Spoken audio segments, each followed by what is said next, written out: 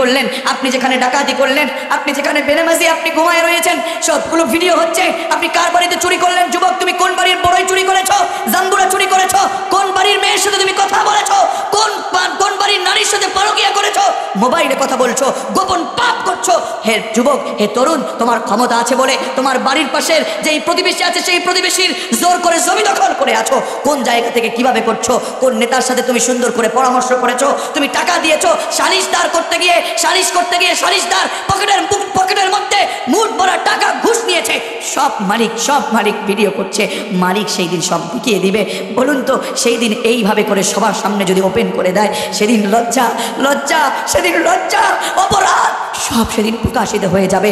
বলুন, সেই দিন কি আর এই পৃথিবীতে এসে আল্লাহর কাছে আবার ক্ষমা চেয়ে মাপ নিয়ে আল্লাহর গোলামি করে পৃথিবী থেকে আবার ভালো মানুষ হয়ে আবার সুযোগ পেয়ে কি জান্নাতে যাওয়া যাবে?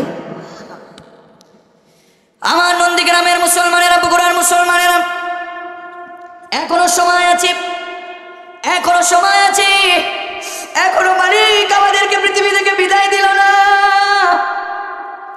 যেই দিন আমাদের রূহ কবজ হয়ে যাবে, মালাকুল মউত যেই দিন চলে আসবে, সেই দিন আর সুযোগ থাকবে